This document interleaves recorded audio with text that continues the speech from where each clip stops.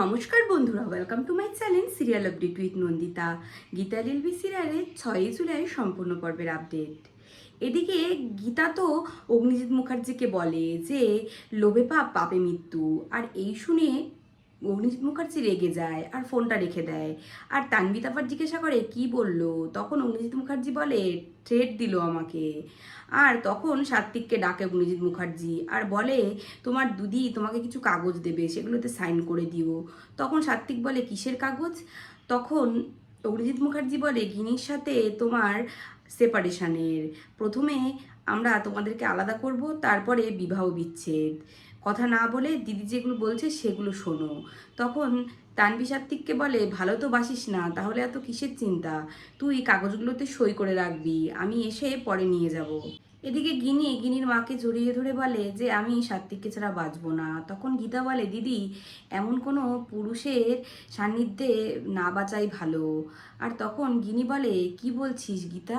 তখন গীতা বলে হ্যাঁ, আমার যদি অন্য কোনো মক্কেল হতো তাহলে আমি বলতাম ডিভোর্সটা দিয়ে দিতে, কিন্তু তুই তো আমার দিদি, তুই তো তোর বরকে ঘিরেই বাঁচিস, কিন্তু তোর বরকে একটু টাইট দিতে হবে, স্ক্রু টাইট। আর তখনই গীতা সাত্বিককে ফোন করতে চায়। গিনি বলে তুই কাকে ফোন করছিস? তখন গীতা বলে তোর বরকে। তখন গিনি বলে আমার বরকে কিন্তু তুই উল্টোপাল্টা কিছু বলবি না। তখন গীতা বলে তুই একটু আগে আমার মক্কেল হয়ে এসেছিলি আর আমি তোর অ্যাডভোকেট, আমাকে কথা বলতে দে। আর সাত্বিককে ফোন করে গীতা। গীতা ফোন করে বলে আমি গীতা বলছি, অ্যাডভোকেট গীতা এলএলবি। তখন সাত্বিক বলে হ্যাঁ বলো। তখন সাত্বিক বলে যে তোমার সাথে না আমার কিছু কথা আছে গীতা। গীতা তখন বলে যে তার আগে আপনার সাথে আমার কথা আছে। আপনি শুনেছেন, আপনি আপনি ভূতকে বিশ্বাস করেন? তখন সাত্বিক বলে যে না, কেন? তখন গীতা বলে তাও বলছি, কাউকে যদি ভূতে ধরে তখন ওঝায় সে তাকে ঝ্যাঁটাপেটা করে সে ভূত তাড়ায়, আর আমিও ঠিক আপনাকে সেই মারি মারবো। তখন সাত্বিক বলে গীতা আমি তোমাকে ভালো ভেবেছিলাম, তুমি এসব কি কথা বলছো? আমি গিনিকে ডিভোর্স দেবো, আমি ওকে ভালোবাসি না। গীতা বলে যেই মেয়েটা আপনাকে প্রাণপণ ভালোবাসে, আপনাকে ছাড়া অন্য কোনো পুরুষের দিকে তাকায়নি পর্যন্ত, তাকে আপনি বাড়ি থেকে বের করে দেবেন? আপনাকে সাইন করতে বললেই আপনি সাইন করবেন? পাপাস মাম্মাস বয়, তাই না? আর আপনি যেই যেই জায়গায় সাইন করবেন সেই সাইনের জন্য আপনাকে প্রায়শ্চিত্ত করতে হবে, এটা মনে রাখবে। গীতা তখন বলে যে আপনাকে বেধড়ক মারবো আমি। তখন সাত্বিক বলে তোমার এত বড় সাহস, তুমি আমার গায়ে হাত তোলার কথা বলছো? তখন গীতা বলে আপনি ভালো করে জানেন কোর্টের ভেতরে আমার মুখ চলে আর কোর্টের বাইরে আমার হাত। গীতা বলে আপনাকে এমন মার মারবো না যে সারাটা জীবন আপনি গিনি মুখার্জিকেই চোখে দেখতে পাবেন আর বাকি সব সর্ষে ফুল, মনে রাখবেন।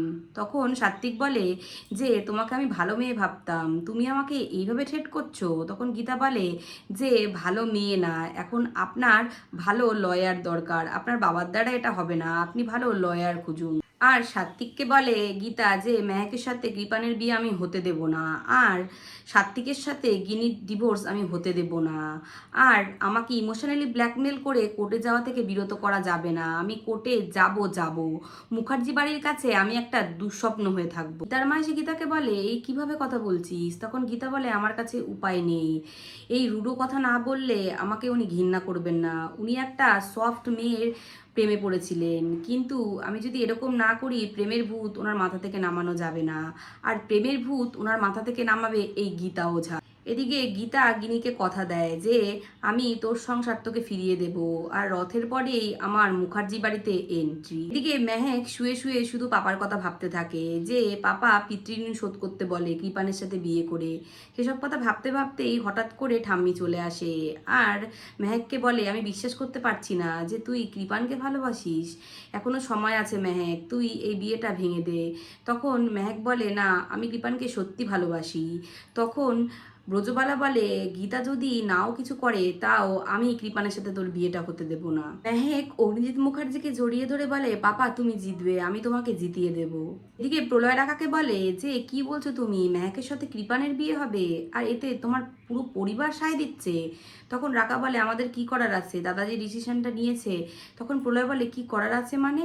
মেহেক আমাদের বাড়ির মেয়ে। আর তখনই মেজ বৌদি এসে বলে যে কি হয়েছে, কৃপান তো এমন কিছু করেনি, শুধু একটু ড্রিঙ্ক করে ওর হাত ধরেছিল পদ্মর। তখন প্রলয় বলে তুমি এই কথা বলছো? তখন মেজ বৌদি বলে আমাদের কি কিছু করার আছে? দাদার কথার উপরে আমাদের বাড়িতে কি কেউ কোনো কথা বলে? তখনই অগ্নিজিৎ মুখার্জি এসে প্রলয়কে বলে যে ওপর থেকে তোর উঁচু উঁচু গলায় কথা শুনছিলাম, তুই আজকাল খুব প্রতিবাদী হয়ে উঠেছিস, তুই আমার বিরুদ্ধে যাচ্ছিস যা, কিন্তু এটা মনে রাখিস মেহেক আমার মেয়ে। প্রলয় তখন বলে তুমি মেহেকের সাথে কৃপানের বিয়ে দিতে পারবে না, সেটা ভাঙবে তোমার বাড়ির বউ, তোমার ছোট পুত্রবধূ গীতা। এদিকে গীতা আসে কিরণকান্তি ব্যানার্জির বাড়িতে আর প্রণামী নিয়ে আসে, আর কিরণকান্তি ব্যানার্জি গীতাকে দেখে অবাক হয়ে যায় আর বলে এটা কি? গীতা তখন বলে আপনার ছেলে আমার ননদকে বিয়ে করছে, আমি সামান্য প্রণামী আপনাকে দিতে পারবো না?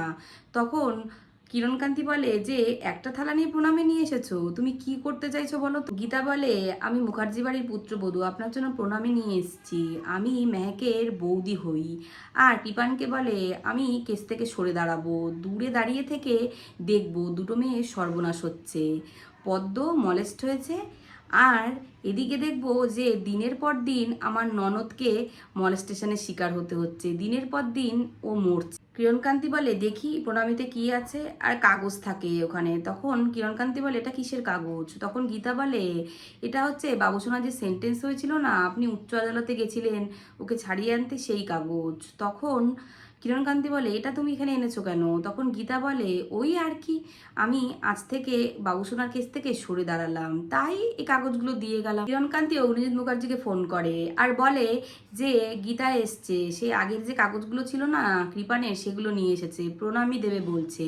কি যে পাগলের মতো বলছে আমি কিচ্ছু বুঝতে পারছি না। গীতা তখন ফোনটা নিয়ে বলে আমি কথা বলছি। গীতা ফোনটা নিয়ে বলে শ্বশুর মশাই। তখন অগ্নিজিৎ মুখার্জি বলে কি ধরনের সম্বোধন? তখন গীতা বলে শ্বশুর মশাইকে শ্বশুর মশাই বলবো না, আপনার চেহারাটা তো বাঁধিয়ে রাখতে হয় চৌমাথার মোড়ে, আর আপনি মেহেকের বিয়ে দিচ্ছেন এই কৃপানের সাথে। গীতা বলে যে যখন দেখলেন সোজা আঙুলে ঘিটা উঠছে না, তখন আপনি আপনার মেয়েকে ব্যবহার করলেন, টিপিক্যাল কুটকাচালি শুরু করে দিয়েছেন তো আপনি, আমি ভাবতেও পারি আপনি বোধহয় প্রথম পিতা যে নিজের কন্যাকে ব্যবহার করলেন। অগ্নিজিৎ মুখার্জি বলে শ্যাট আপ।